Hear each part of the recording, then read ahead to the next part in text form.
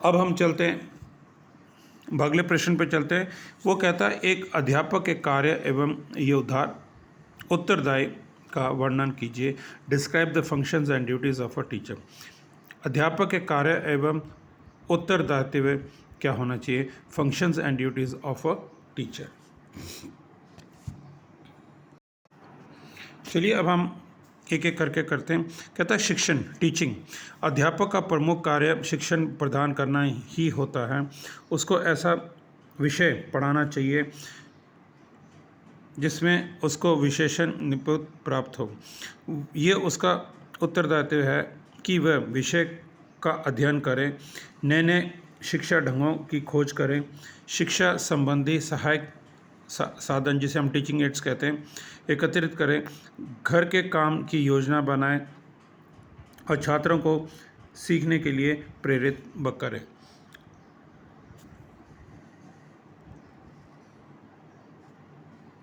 अब हम दूसरा पढ़ते हैं। कहता है सुपरवाइजिंग, निरीक्षण करना। अध्यापक को कई कार्यों का निरीक्षण करना चाहिए। विद्यार्थियों की प्रतिदिन ये उपस्थिति तथा समय पर पहुंचना, गृह कार्य का निरीक्षण करना, श्रेणी का दैनिक काम जैसे विद्यार्थियों की लिखित कार्य तथा पढ़ने के कार्य का निरीक्षण करना, प्रयोगशाला या वर्कशॉप या फार्म में किया हुआ हस्तकार्य, सहगामी क्रियाएं, स्कूल में अनुशासन पैदा करना, छात्रावास संबंधी कार्य। चलिए हम अभी तीसरे नंबर पर शुरू करते हैं। वो है ऑर्गेनाइजिंग, संगठन करना। ये पाठ्यक्रम मतलब स्टडीज़ और सहगामी कोकुलर एक्टिविटीज़, स्टडीज़ और कोकुलर एक्टिविटीज़ साथ साथ चलती हैं। तो इसको जो है जैसे पुस्तकालय है, बच्चों को पुस्तकालय भी लेके जाना है, लैब में भी लेके जाना है, क्लासरूम में भी उनको करना है। तो ये सब करने के बाद अब उनको हम कैसे उनको व्यस्त रखेंगे और एक एक करके हम कैसे करें। छात्रों के बैठने का प्रबंध भी, एक क्लास में प्राप्त फर्नीचर होना चाहिए और जगह होना चाहिए। ये नहीं कि हमने उनको भेड़ बकरियों की तरह उनको भर दिया, सांस नहीं आ रही, ऑक्सीजन लेने में ये कमी है, किसी बच्चे को पानी पीने जाना है तो उसको उठने में ये कठिनाई है, टीचर को क्लास में घूमने की कठिनाई है। तो ये सब हमें देखना चाहिए। स्कूल के आते कैंपस का संगठन, मतलब जो कैंपस है उसको कैसे हम ऑर्गेनाइज करें। फर्नीचर का वितरण, अब ऐसे नहीं कि किसी क्लास में 2 टेबल कम है और किसी क्लास में 4 टेबल एक्स्ट्रा पड़े। तो जो फर्नीचर का ये वितरण है वो बहुत ध्यान से करना होगा।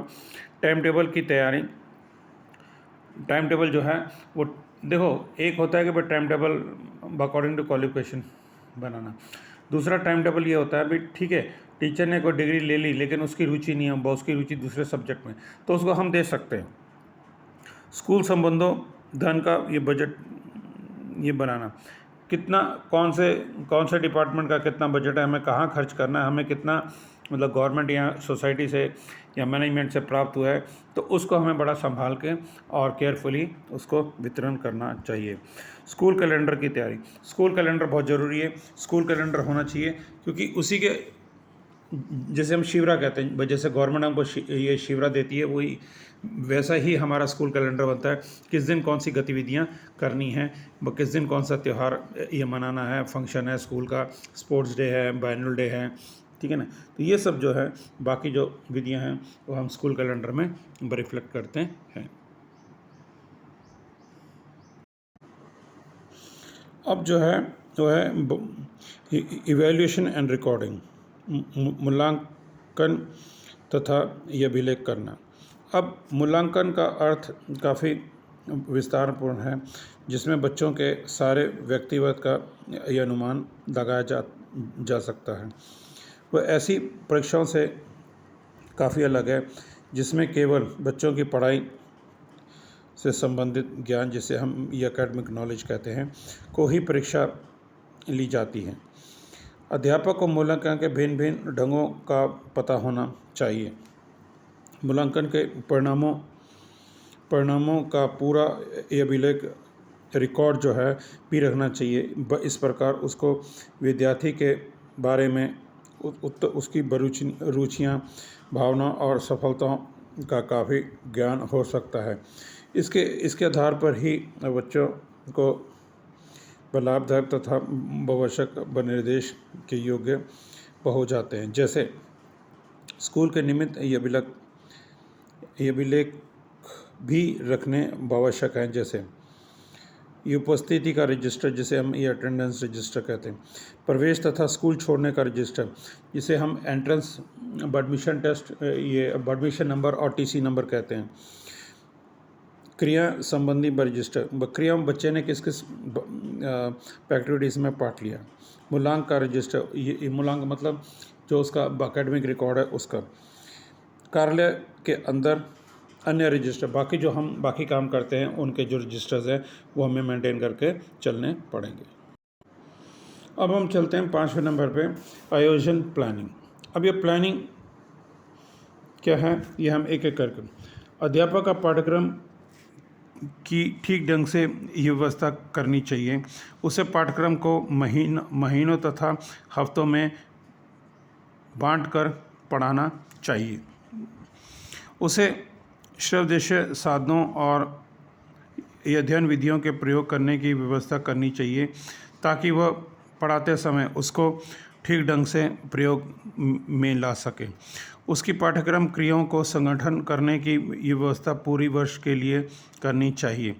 जैसे सामान्य अध्यापक के प्रमुख कार्य निम्न ये प्रकार से, शिक्षण कार्य वो आपको करना ही है, छात्रों के कार्यों का निरीक्षण वो आपको करना ही है, ये उसका पूरा रिकॉर्ड होना चाहिए, किसने होमवर्क किया, किसने क्लास वर्क किया, उसकी अटेंडेंस क्या है। क्रियाओं का संगठन करना, जो एक्टिविटीज़ है उसको ऑर्गेनाइज करना और उसका रिजल्ट अपने क्लास के अकॉर्डिंग रखना। छात्रों की सफलता की परीक्षा लेना और मूल्यांकन करना, ये वैल्यूएटिंग, इसका मतलब है कि उनको जो है टेस्ट लेके उनके मार्क्स जो हैं, क्लास टेस्ट है, यूनिट टेस्ट है, हाफ ईयरली है, फाइनल है, ये सारा जो है रिकॉर्ड हमें मेंटेन करके ये भी ये रखना, ठीक है। और छात्रों का विषयों का चुनाव संबंधित नेतृत्व करना। मान लीजिए बच्चा 10th पास कर लेता है, 10th के बाद में उसको क्या लेना है, आर्ट्स लेनी है। हम आर्ट्स कहते हैं, ये शब्द आर्ट्स नहीं होता, इसको हम ह्यूमैनिटीज़ कहते हैं। तो ह्यूमैनिटीज़ लिया उसने, कॉमर्स लिया, साइंस लिया या एग्रीकल्चर लिया, तो बच्चे की रुचि किस में है वो हमें, क्योंकि हम उसको केजी क्लास से लेके 10वीं तक ये पढ़ाते आ रहे हैं, तो अध्यापक को इतना हो जाता कि इस बच्चे की रुचि व किस में। तो जब वो 11 में सब्जेक्ट अपने तय करें, चुने, तो हमें उसको गाइड करना चाहिए। फिर सहायता सामग्री, टीचिंग एड्स एकत्रित करना, ये बहुत ज़रूरी है, क्योंकि टीचिंग एड से आप पढ़ाते हो तो बच्चे को जल्दी समझ में आता है।